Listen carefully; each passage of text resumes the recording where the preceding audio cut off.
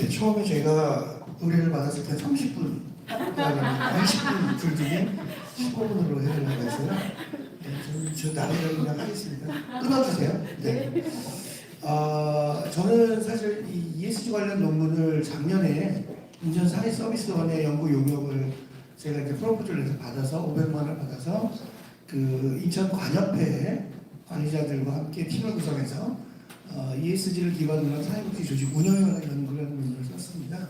그리고 그걸 바탕으로 저희는 이제 사회복지가 올해 30주년이 되면서 재위탁을 받게 됐는데 저희 재위탁의 핵심 그 경영 원칙을 ESG 경영으로 구의 PPT 프로포즈를 냈고 그것들을 받아서 5년의 로드맵을 가지고 ESG 경영을 지금 시작을 한 상황입니다. 그리고 그 내용들을 간단하게 말씀드리도록 하겠습니다. 코로나 뭐 끝났다고 하지만 여전히 뭐 확진, 저희 직원들 4번째 확진자 있었고요. 그러면 지금 경영 체제나 운영 체제는 지금 뭐 위드의 관점으로 되고 있다고 생각하고요.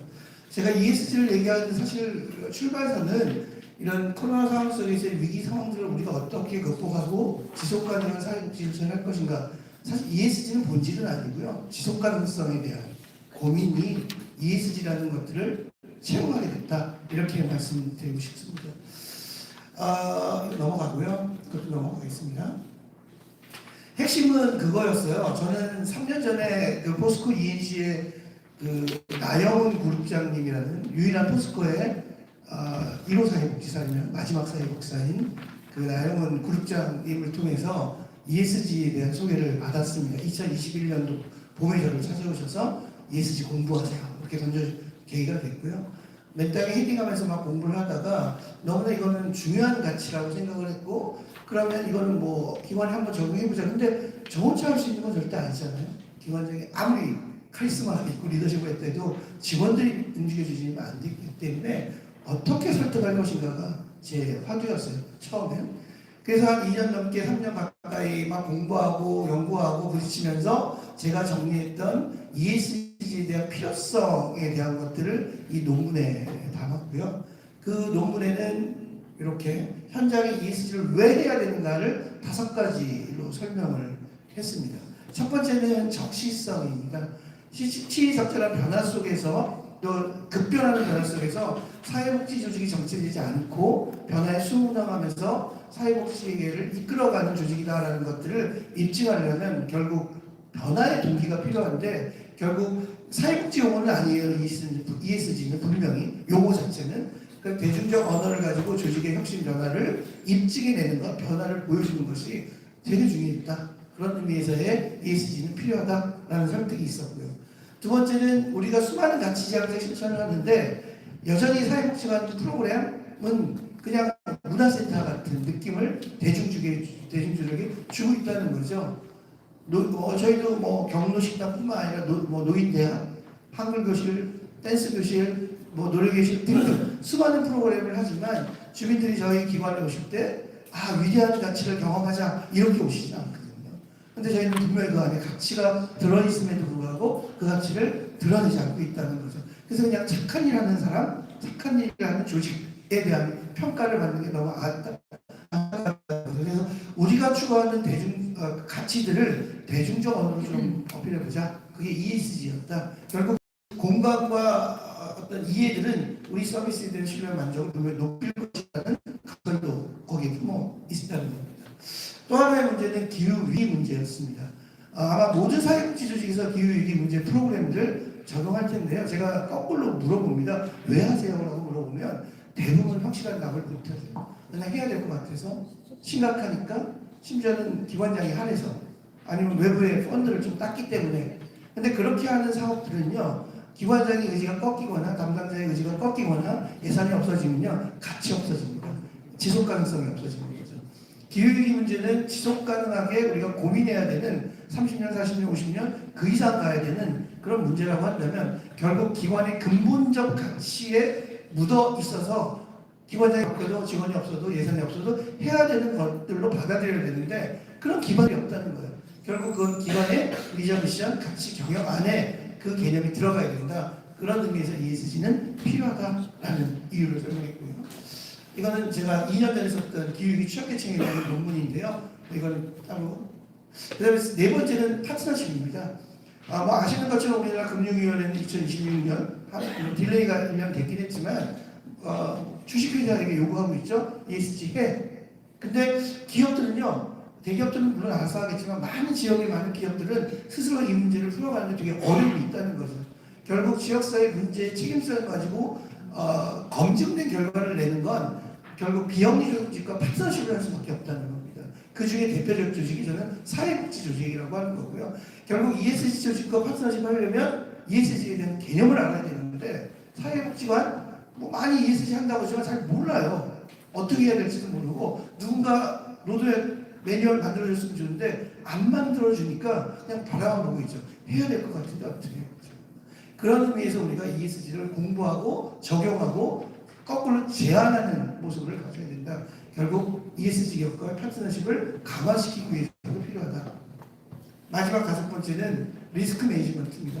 뭐 아시는 것처럼 수많은 기관들이 위탁이 취소되거나 조직원이 해체되거나 여러 가지 위기 속에 놓여 있습니다. 이건 작년에 제가 연구했던 인천 중심으로 설문조사를 했던 건데요. 조직에 나타날 수 있는 내적 위기가 뭐냐? 설문조사에서 나타나는 내적 리스크 상황들, 외적 리스크 상황들입니다. 실제 근무하는 부장급 관리자들이 응답했던 내용들이고요. 물론 사회복지, 아무리 우수한 조직에도 다 리스크는 존재한다는 거죠. 그런데 그것들을 잘 관리하고 체계적으로 하는 건 결국 기관 안에 시스템들이 갖춰져야 되는데 그 시스템의 출발이 저는 ESG, 가치를 온전히 구현해내는 것이다. 결국 ESG는 그래서 필요하다라는 주장으로 직원들을 설득을 했고 저희는 그래서 이런 논문뿐만 아니라 ESG 경영에 대한 로드맵과 비전 미션 재수립 그리고 지금 위탁을 그런 식으로 받아서 진행하고 있다. 이런 말씀을 드리고 싶고요. 그리고 또 하나의 논문에서는 여러 기관들을 조사하다 보니까 ESG를 적용한 사회복지 조직의 유형들이 세 개가 있더라고요. A형, B형, C형 저희는 그렇게 구분했는데 A형은 가치 적용 모형, 두 번째는 사업적 적용 모형, 세 번째는 절충. 이 두 가지 모형을 짬뽕시킨 저희는 이게 인천형 모형 이렇게 제시를 했습니다. 가치 적용 모형은요 사업적으로 뭔가를 나타내는 게 아니라 예를 들면 그런 거죠. 우리는 ESG 경영을 해서 예를 들면 철저하게 환경적 측면에 직원들이 이면지 활용을 강화한다. 전기를 좀 절약하는 방식으로 기관 운영을 해보자. 그다음 대중교통을 활용하는 것을 써보자. 이런 식으로 실천적 가치를 실천하는 방식으로 직원들이 ESG 가치를 적용하는 게 A형 모형 이런 게 있고요. B형은 사업 안에 가치를 집어넣어서 사업을 통해서 가치를 구현해내는 방식 그런 형태가 있고요. C형은 이것들을 좀 복합적으로 적용하는 모형이 있다는 거죠. 그래서 시간이 없어서 사례를 제가 깊게 말씀드리지 못하지만 서울에 있는 성수복지관이 가치 제한 모형대로 진행하는 거고요. 이 모형 모두는 직원들이 사전 교육과 합의와 기관 차원의 내부적인 개념 정의를 모두 하고 있습니다. 이게 체계적으로 된 조직들은 이런 식으로 B형 모델은 이제 사업적 적용인데 성남에 있는 도촌복지관인데요. 여기는 이 ESG 경영을 하기 위해서요. 그 마케팅 비용을 2천만 원을 투자를 합니다. 그러니까 기업의 이미지 보면 2천만 원 별거 아니지만 비영리 사회복지 조직에서 마케팅을 하고 2천만 원을 썼다? 상당히 전략적이고 공격적인 그러니까 홈페이지도 이렇게 바꿨죠. 그리고 여러 가지 공시하는 형태의 설명 쭉 있고 올해 홈페이지는 더 이렇게 또 난리를 쳐놨습니다. 네. ESG에 관련된 것들을 이렇게 설명 쭉 하고 있고요. 그리고 실제 기관 방문 갔을 때 전거를 다 ESG 도배를 해놨어요. 이 형태는 사업을 하기 위해서 직원만이 아니라 주민에게 호소하는 방식을 쓰고 있는 거예요. 그래서 대표적으로 지금 사업계획서를 보면 이게 그 도촌의 사업계획서인데 이 일반적인 사업에 대한 내용뿐만 아니라 아까 앞에서 얘기했던 SDGs에 대한 7가지 목표 중에 사례관리 계획이 4가지 목표를 달성하기 위한 것이다 라는 것들을 구조화시켰는데 이것만 그게 아니라 모든 사업을 이렇게 분석을 했어요. 그리고 이것들을 왜 이렇게 해놨냐면 ESG 기업의 프로포절화 시킨 겁니다. 성남에 이 도촌이 성남에 있으니 성남의 A 기업이 SDGs 지금 10번째 목표 불평등 완화에 너무 관심이 갔다면 10개의 프로포절을 공문을 보내고 우리 같이 하시죠라고 제안을 하는 거죠. 실제 그렇게 해서 파트너십을 합니다. 군포노인복지관도 이런 방식으로 뭐 전체적인 건 아니지만 파트너십을 하고요. 저희는 송도에 있는 저희 연수구에 있거든요. 여기는 포스코 EH랑 3년째 파트너십을 하고 있습니다. 이런 거죠. C형은 이제 저희 인천형 무형이고요. 개념 강의를 했고요. 그 다음에 이렇게 인천에서 사회복지 ESG를 하려면 이런 개념을 해보자면 합의한 겁니다. 이게 뭐 절대적인 사전적 개념은 아니다라는 거 말씀드리고요. 그리고 저희 연구에서는 인천형 SDGs라는 개념을 조금 정리해서 모호하고 추상적인 개념을 좀 좁힌 그런 연구를 했고요. 그리고 설문조사와 그 다음에 FGI를 통해서 인천형 ESG 개념을 합의했어요. 이건 마찬가지 절대적인 건 아닙니다. 적어도 사회복지, 인천에 있는 사회복지관 ESG를 할 때는 이 개념을 중심으로 조직 경영에 도입해보자. 그래서 뭐 설문조사하고 논의하고 FGI에서 핵심 키워드를 뽑은 게 좋은 거고요. S에 대한 건 똑같은 방식을 뽑은 거고요. G에 대한 것도 뽑은 겁니다. 그리고 이런 키워드를 뽑아서 그 각각의 전략들을 수립했습니다. 적어도 이런 방식으로 이것만큼 꼭 하자 합의한 겁니다. 읽진 않겠습니다. 시간입니다. 그리고 또 하나, 이건 저희 기관 적용 스토리인데요. 아까 말씀드린 것처럼 요 분이요. 사회복지사 유인원 포스코 EH에 이분이 찾아오셔서 던져주셨던 게 계기가 돼서 공부를 시작했고, 지금은 이런 책들이 많지만 제가 21년도 공부할 때 책이 없었습니다. 유일하게 의지할 수 있는 건 유튜브 교육, 줌 교육, 뭐 그 코로나 상황도 있었지만, 그리고 교육받은 것들을 정리하고 직원들에게 나누고 공유하는 일들을 지금도 계속 하고 있습니다. 중간관리자 워크샵 때 처음으로 직원 교육을 시켰고, 왜냐하면 제가 변하고 그 다음 단계는 저희 관리자들이었기 때문에 그렇게 교육을 했고, 그리고 그것들을 이렇게 계속 글로써 저희 홈페이지에 가면 제가 쓴 칼럼들 계속 연재를 하고 있는데요. 의외로 반응이 좋습니다. 누가 볼까 이렇게 생각할지 모르지만 조회수가 2,000명.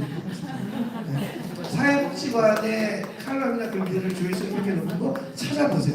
제가 찾아보시면 제가 선물 드리겠습니다. 구독자가 생겼어요. 관장님 다음 글 뭡니까? 계속 읽고 있어요. 그리고 또 반가운 건 이걸 보고 사회의 가치에 함께하고 싶어요. 후원자가 생겨요. 자원봉사자가 생깁니다. 되게 중요한 걸 얻었죠. ESG를 하려고 이 개념을 설명하다가 중요한 든든한 파트너십을 얻기 시작했어요. 그리고 후원해주고 하시는 분들 인천 사람들이 아니에요. 경기도에 사시는 분, 강원도에 사시는 분이 저희 정기훈장 3년째 저한테 후원을 해주세요. 물론 절대적인 양은 아니지만 이런 변화가 있었다. 그리고 직원별, 팀별로 워크숍을 했었습니다. 그리고 이런 논문을 썼고요. 그리고 비전 워크숍을 1월 달에 했어요. 왜냐하면 3월 달이 재위탁 시기였기 때문에. 그리고 경영에 대한 재위탁을 했고요. 저희가 5월 29일이 저희 개건 기념일 때 이제 ESG 경영 선포식을 했고요. 그리고 지금도 계속 진행되고 있습니다. 올해 적용했던 저희 기관의 주요 ESG 적용 전략들입니다. 다 시행했고요. 저희 비전 미션 워크숍을 통해서 ESG 경영이라는 선도적 개념을 집어넣고 마치라는 거죠. 네, 비전 들어갔고요. 전략이 들어갔고 저희가 얘기하는 개념 집어넣습니다. 그리고 이런 프로세스를 통해서 저희가 쭉 진행했던 내용, 요거는 올해 11월 때 논문으로 따로 나옵니다. 인천사회서비스원이랑. 그리고 나중에 나오면 참고하시면 될 것 같고요. 저희 로드맵 요것만 설명드리고 마무리하겠습니다. 저희 도입 1기 올해입니다. 올해는 1기는 내부 마케팅 단계입니다. 직원들을 교육하고 합의하고 전략을 수립하고 위탁을 받는 것까지. 그리고 2단계의 도입 2기는 외부 마케팅, 이 전략과 합의된 개념을 가지고 주민 대상 홍보하는 겁니다. 홈페이지 리뉴얼, 게시판 만들고요. 교육 홍보, 이것들이 중점이고요. 그래서 항상 물어보세요. 사회복지관 ESG 사업 어떤 게 있으세요? 그럼 저는 올해 내년까지 없습니다 라고 얘기합니다. 왜? ESG는요 사업이 아니에요. 자꾸만 사업으로 물어보세요. ESG는 가치지향적 실천이어서 출발은 운동성 있는 사업으로 모습으로 나타나야 된다. 저희는 여기가 준비 단계입니다.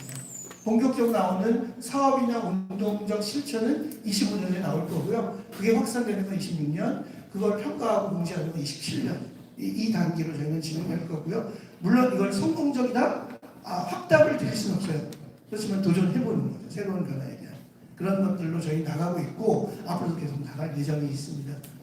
그래서 응원해 주시고 힘을 실어주시면 좋은 결과로서 함께 보답하도록 하겠습니다. 여기까지 합니다.